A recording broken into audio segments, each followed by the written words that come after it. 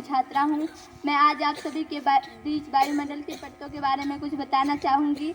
हमारे वरिष्ठ शिक्षक हेमंत सर द्वारा हम लोगों को वायुमंडल के परतों का डायग्राम बनाने के लिए दिया गया था। हम लोगों ने बहुत ही उल्लास के साथ इस वायुमंडल के परतों का डायग्राम बनाया है। कई सारे शिक्षकों ने हमारी प्रेरणा को और आगे बढ़ावा दिया, जिसके कारण आज हम सभी वायुमंडल के परतों का जो डायग्राम है वो आप सभी के बीच दिखा रहे हैं और इसके बारे में हम सभी आपको जानकारियाँ देना चाहते हैं। वायुमंडल किसे कहते हैं, इसके कितने परतें होते हैं, सबका क्या कार्य होता है, इन सभी प्रश्नों के उत्तर अभी आपको हम सभी मिलकर देने जा रहे हैं। मैं सबसे पहले ये बताना चाहूँगी कि वायुमंडल किसे कहते हैं। वैसे तो वायुमंडल को इंग्लिश में एटमॉस्फेयर कहा जाता है और वायुमंडल का एक छोटा सा अनुच्छेद हम बता सकते हैं कि वायुमंडल किसे कहा जाता है। जो हमारी पृथ्वी के चारों ओर जो वायु पाई जाती है या हमारे पृथ्वी के चारों ओर जो वायु का आवरण है, वायु का मिश्रण है, उसे हम लोग वायुमंडल कह सकते हैं। वायुमंडल का तापमान घटता बढ़ता रहता है और इसकी ऊंचाई पृथ्वी से 1000 किलोमीटर की ऊंचाई तक देखी जा सकती है। हमारी पृथ्वी से 1000 किलोमीटर की ऊंचाई तक वायुमंडल का फैलाव है। वायुमंडल का तापमान घटता बढ़ता रहता है। इसके कारण वायुमंडल को 5 भागों में बांटा गया है, जो आप सभी इस डायग्राम में देख ही रहे होंगे। तो वायुमंडल का सबसे पहला परत क्षोभ मंडल है। क्षोभ मंडल के बाद हमारा समताप मंडल आता है। समताप मंडल के बाद हमारा बीच में मध्य मंडल आता है। उसके बाद हम लोगों को ब्रह्ममंडल या आयन मंडल के नाम से भी वह जाना जाता है, वो है। उसके बाद हमारा वायुमंडल का सबसे अंतिम परत बहिर्मंडल के नाम से जाना जाता है। और इन सभी परतों के बारे में अब हम लोग आपको जानकारियाँ देंगे एक एक करके। कौन से मंडल का, कौन से परत का कौन सा कार्य होता है। पृथ्वी अगर ये परतें ना रही वायुमंडल में तो पृथ्वी नष्ट हो जाएगी। अगर ये वायुमंडल में होना बहुत ही आवश्यक है। वायुमंडल प्राकृतिक की ओर से बनाई गई चीज़ है। हमारी रक्षा के लिए प्राकृतिक की ओर से वायुमंडल बनाया गया है। और मैं सबसे पहले अब वायुमंडल की सबसे पहली परत क्षोभ मंडल के बारे में अर्पणा कुमारी से सुनेंगे।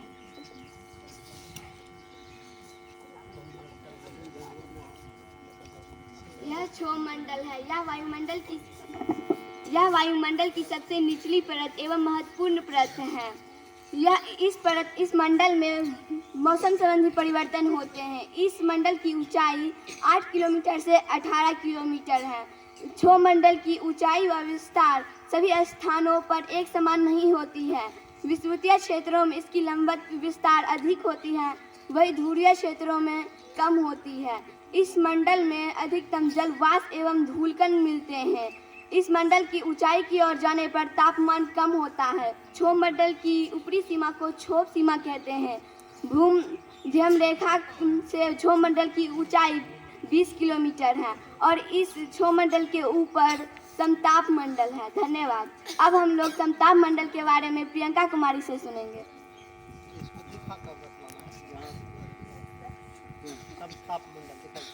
क्षोभ मंडल के ऊपर संताप मंडल होती है। संताप मंडल का आरंभ क्षोभ मंडल के बाद होता है। इस मंडल का फैलाव करीब 50 किलोमीटर ऊंचाई तक होती है। इस मंडल के निचले भाग में अर्थात 20 किलोमीटर ऊंचाई तक तापमान स्थिर रहता है। जैसे जैसे ऊंचाई पर जाते हैं उसी तरह तापमान तेजी से बढ़ता है।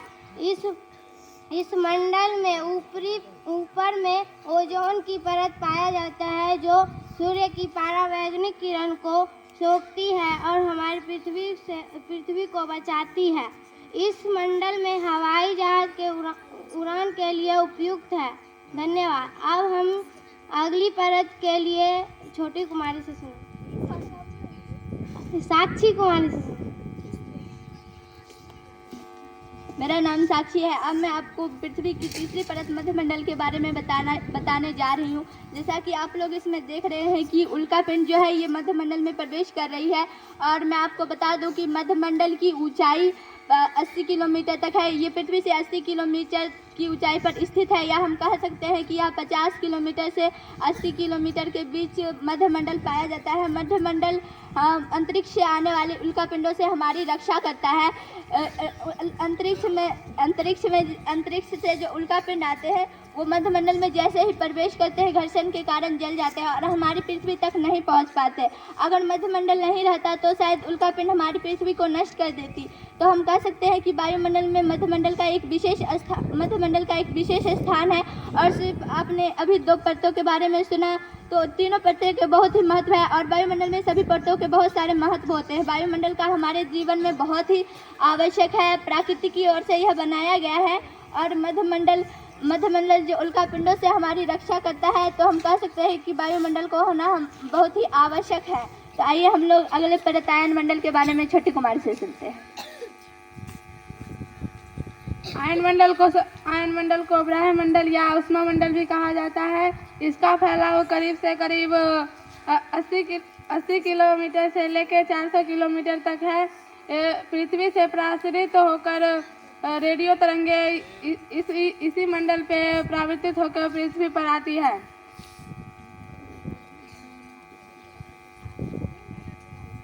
अगले मंडल के लिए अर्पणा कुमारी से हम सुनते हैं।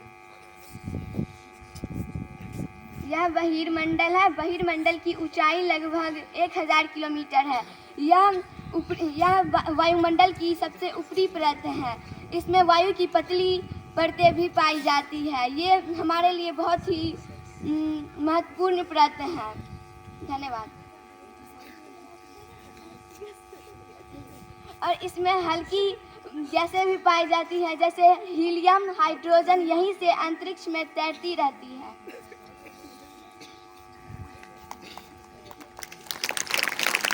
क्लास 7 की